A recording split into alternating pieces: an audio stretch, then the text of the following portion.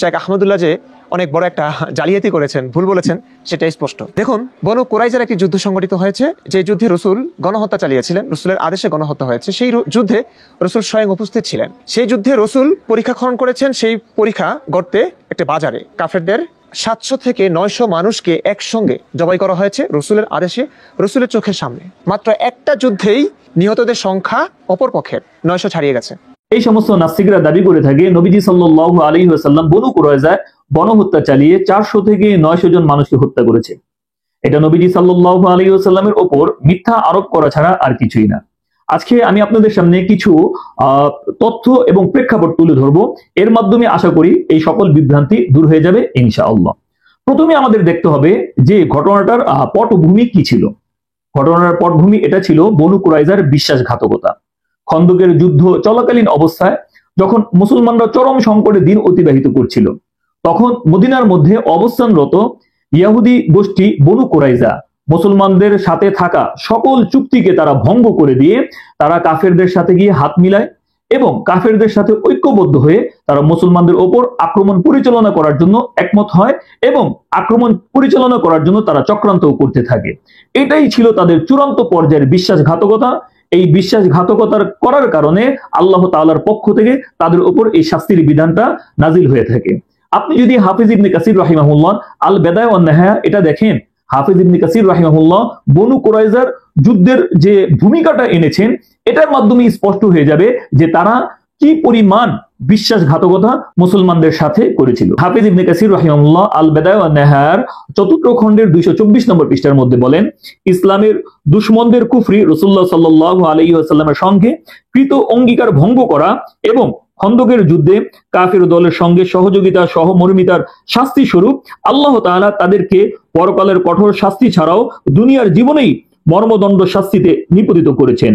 কাফের দলের সঙ্গে তাদের সহযোগিতা কোনো কাজেই আসেনি। তাহলে এই জায়গার মধ্যে হাফিজ ইবনে কাসির রাহিমাহুল্লাহ বলে দিয়েছেন যে তাদের উপর যে এই শাস্তিটা এসেছে এটা একমাত্র ছিল বিশ্বাসঘাতকতা করার কারণে, আর এটা এসেছিল একমাত্র আল্লাহ তাআলার পক্ষ থেকে। এই নাস্তিকরা বলে থাকে নবীজি সাল্লাল্লাহু আলাইহি ওয়াসাল্লামের আদেশে এই হত্যাকাণ্ড চালানো হয়েছে। বনু কুরাইজার একটি যুদ্ধ সংগঠিত হয়েছে, যে যুদ্ধে রসুল গণহত্যা চালিয়েছিলেন, রসুলের আদেশে গণহত্যা হয়েছে। সেই রসুলের আদেশে গণহত্যা হয়েছে। সেই রসুলের আদেশে গণহত্যা হয়েছে। সেই এটা ছিল নবীজি সাল্লাল্লাহু আলাইহি ওয়াসাল্লামের উপর মিথ্যা অপবাদ আরোপ করা ছাড়া আর কিছুই না।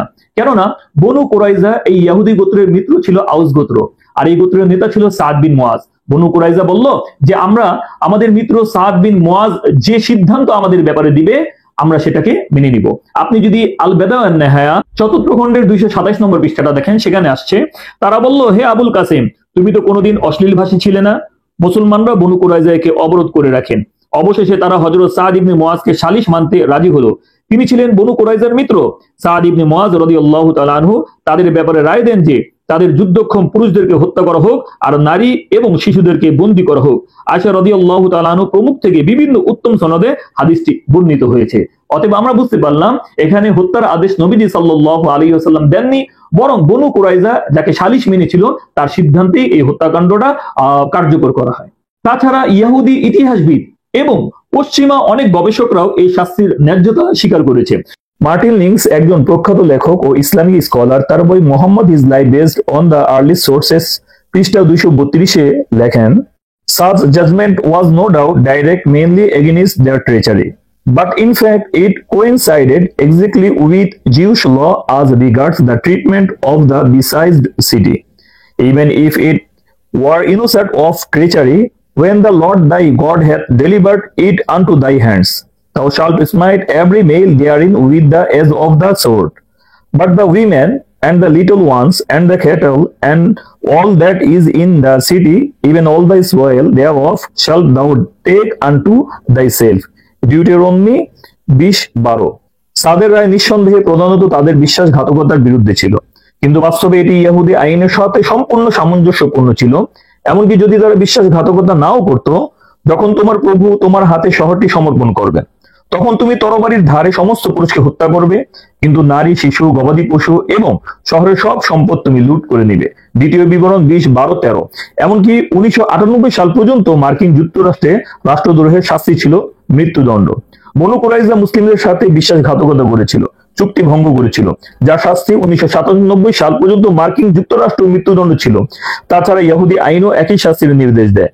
যদি কেউ সপ্তম শতাব্দীর মুসলিমদের নিন্দা করে অথচ 19 শতকের পশ্চিমারা এই আইনটাকে পালন করে থাকে, তাহলে কিভাবে মুসলমানদেরকে দোষারোপ করা যায়, মুহাম্মদ সাল্লাল্লাহু আলাইহি ওয়াসাল্লামকে দোষারোপ করা যায়? তাহলে আমরা দেখতে পেলাম ইহুদি গবেষক, পশ্চিমা গবেষক তারা যারা ছিল তারা সকলেই এটার ন্যায্যতা স্বীকার করে বলেছে এটা যুদ্ধকালীন অবস্থায় বনু কুরাইজা যে বিশ্বাসঘাতকতা করেছিল, এই বিশ্বাসঘাতকতা করার কারণে তাদের রীতি অনুযায়ী, তাদের ধর্মীয় রীতি অনুযায়ী তাদেরকে এই শাস্তিটা দেওয়া হয়েছে। বনু কুরাইজা ইহুদি জাতি ছিল। সাদ বিন মুআজ রাদিয়াল্লাহু তাআলা আনহু এই রায় দিয়েছিলেন তাদের ধর্মীয় গ্রন্থ তাওরাত অনুযায়ী।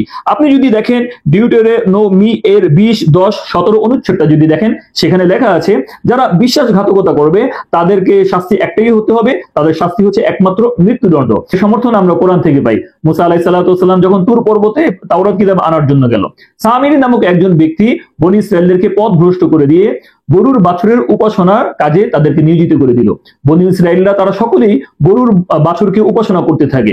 মুসা আলাইহিস সালাতু ওয়াস সালাম এসে যখন এই দৃশ্য দেখে তারা তাদের ভুল বুঝতে পারে।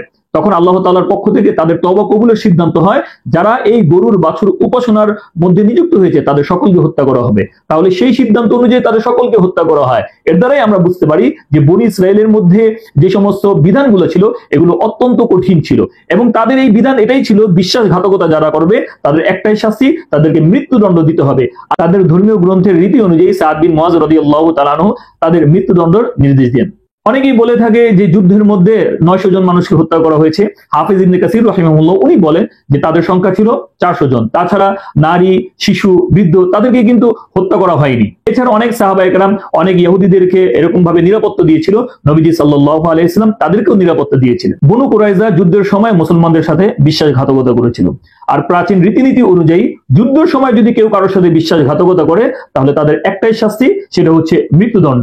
এটা নতুন কোনো বিধান ছিল না, বরং প্রাচীন রোম, গ্রিক, পারস্য এবং এমনকি হিন্দু রাজ্যগুলিতেও কেউ যদি যুদ্ধের সময় মিত্রতা ভঙ্গ করে শত্রুর পক্ষে অবস্থান নিত তারও শাস্তি হতো মৃত্যুদণ্ড। যেমন আপনি রোমান সাম্রাজ্যে গ্রন্থটি যদি দেখেন তাহলে সেই জায়গার মধ্যে এই তথ্য দেওয়া আছে যে যুদ্ধের মধ্যে যারাই বিশ্বাসঘাতকতা করবে তাদের একটাই শাস্তি মৃত্যুদণ্ড। আর যেহেতু বনু কুরাইজা মুসলমানদের সাথে বিশ্বাসঘাতকতা করেছিল, তাদের এই রীতি অনুযায়ী তাদের সকলকে মৃত্যুদণ্ডটা কার্যকর করা হয়, এছাড়া আর কিছুই না। পরিশেষে এটাই বলতে চাই, এটা কোনো গণহত্যা ছিল না, বরং এটা ছিল বিশ্বাসঘাতকদের বিরুদ্ধে একটা ন্যায় বিচার। আল্লাহ তাআলা নবীজি সাল্লাল্লাহু আলাইহি ওয়াসাল্লামকে সমগ্র পৃথিবীর জন্য রহমত হিসেবে প্রেরণ করেছেন। নবীজি সাল্লাল্লাহু আলাইহি ওয়াসাল্লামের ব্যাপারে বুখারী শরীফের মধ্যে বর্ণিত হয়েছে, নবীজি সাল্লাল্লাহু আলাইহি ওয়াসাল্লাম নিজের ব্যক্তিগত কারণে কারোর কাছ থেকে কোনোদিন প্রতিশোধ গ্রহণ করেননি, তবে তিনি ছিলেন ন্যায়ের প্রতীক। তাই যারা রাষ্ট্রদ্রোহে জড়িত ছিল তাদের বিরুদ্ধে যথাযথ আইন অনুযায়ী শাস্তি কার্যকর হয়েছিল।